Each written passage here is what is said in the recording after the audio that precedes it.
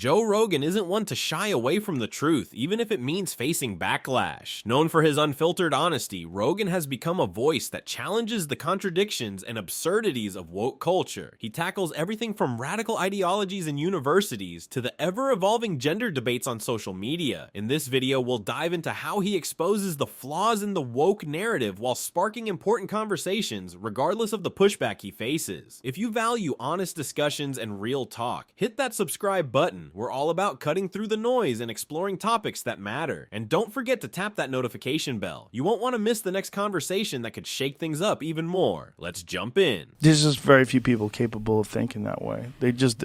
And social media, unfortunately, reinforces this idea, and it reinforces these tribal groups that connect to their ideology. They support these people in this little tribal group. The problem is that they step out of line at all. These people that are canceling, they run out of people to cancel, and they go after each other. You know, they go out, progressives in particular. You're not progressive enough.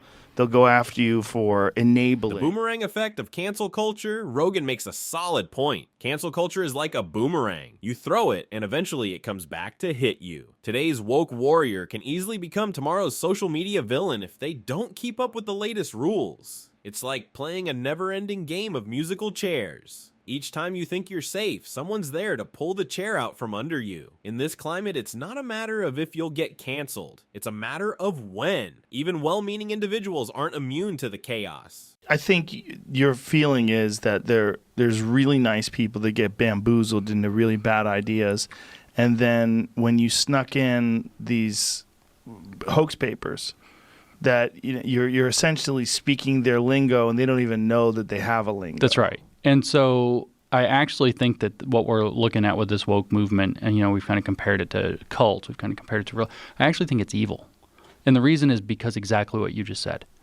It plays on people's best nature. It takes good people and twists them to its purpose. The misguided path of good intentions. Rogan highlights an important issue. Woke culture often takes nice people, those who just want to do the right thing, and turns them into unpaid enforcers of a moral code. It's like a bad infomercial. For just one small dose of guilt, you can join the moral revolution. Next thing you know, these kind-hearted individuals are canceling their friends for saying guys instead of folks in a group chat. It's not evil, it's just misguided, but it creates a real mess. And I think this is back when I was still reading comments. And one of the comments was, why would you care about what's happening in these universities? Like, this has literally no bearing on you. And my thought was, I don't think that's true, because the people from universities are eventually going to go into the workplace.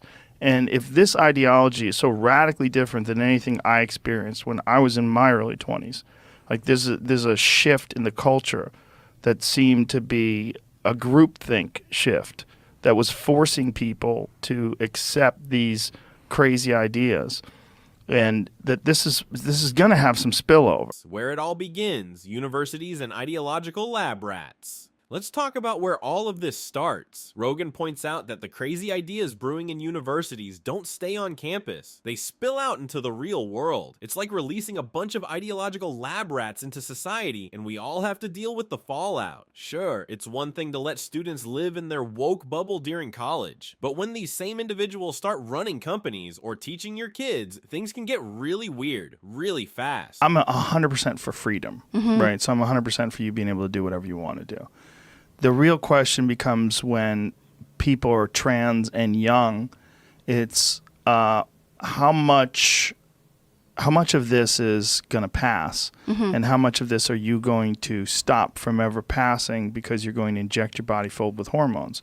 Like, are you giving yourself the opportunity just to decide to become a gay man versus become a woman? And would you be happier either or? Yeah. It's very, very tricky. But you can't even have that conversation now, because Right, that's considered transphobic. The dangers of irreversible decisions for kids. Now let's dive into a sensitive topic, the debate about allowing kids to make irreversible decisions about their bodies. It's like giving a 13-year-old the keys to a Ferrari and saying, go for it. What's the worst that could happen? We all know that people change their minds about clothing or music, but we're talking about life-changing decisions here. Unfortunately, the conversation around this issue is often met with hostility. It's as if questioning this trend brands you as hateful. My entire concern is with children. My concern is not with young adults deciding to take steps to confirm their gender identity, who they feel they really are.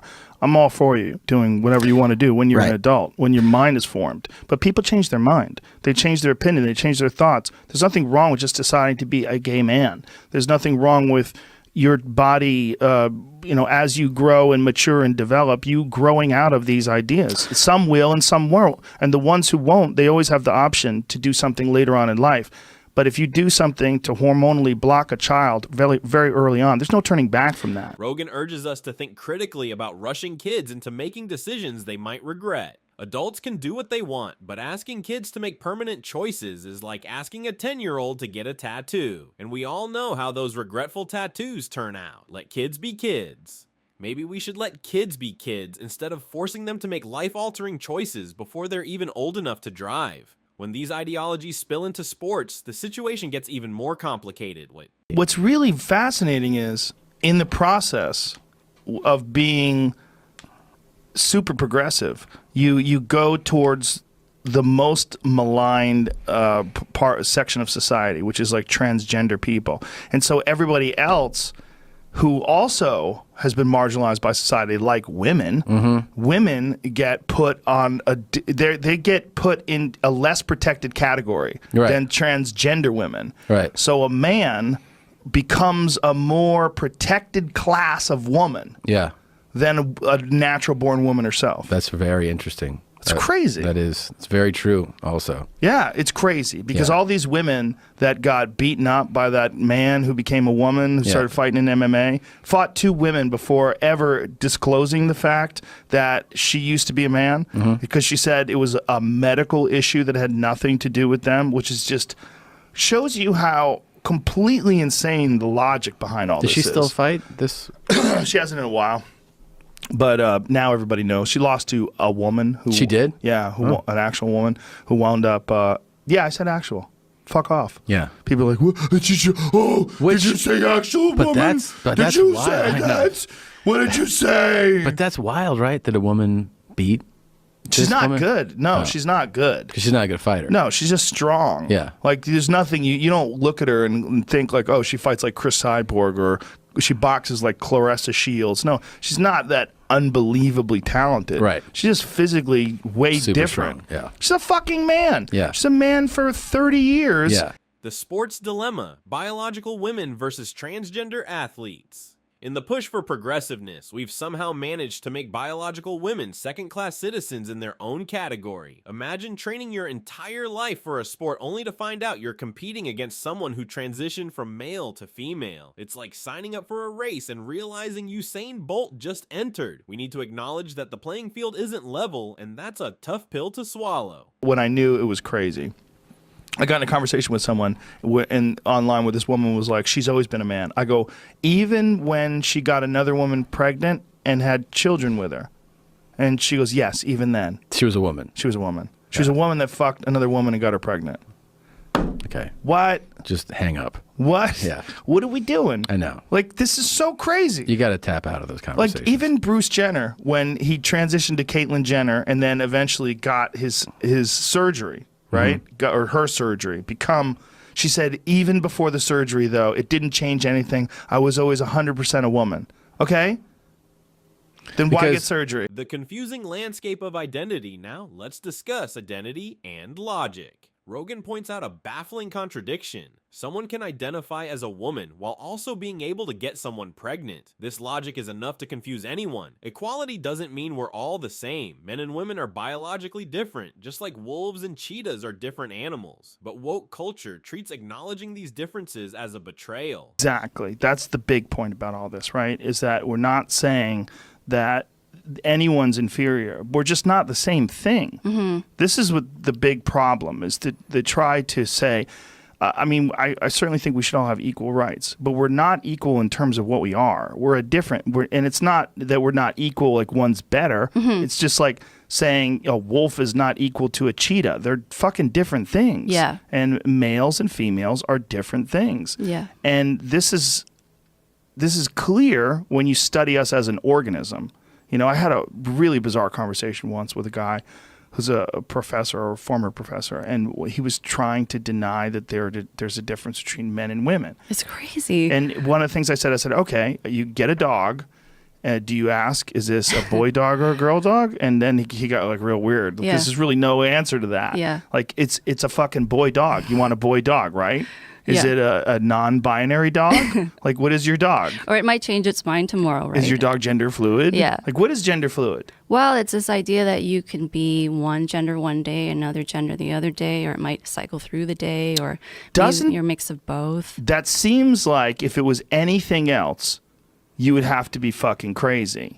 Right? It was anything else. Yeah. If you decided, well, today I'm African. Yeah. Well, tomorrow I'm Chinese. Yeah. You know, oh, today I'm tall. Tomorrow I'm short. Today I'm a pixie. Tomorrow I'm a wood elf. The language of offense. And if you think it ends there, think again. Even harmless words like brainstorming are now under attack. Apparently, this term might offend people with brain injuries. Where does it stop? Are we going to stop saying standing up for your rights in case someone is in a wheelchair? The woke movement has taken offense to new levels, and Rogan's observations highlight just how off the rails things have gotten. They said brainstorm What? was offensive to people that had brain injuries. Oh my God. That it was an ableist thing. Oh, well, if you have a fucking brain, if you move and walk, if you're brainstorming, you're using your brain. Is running offensive?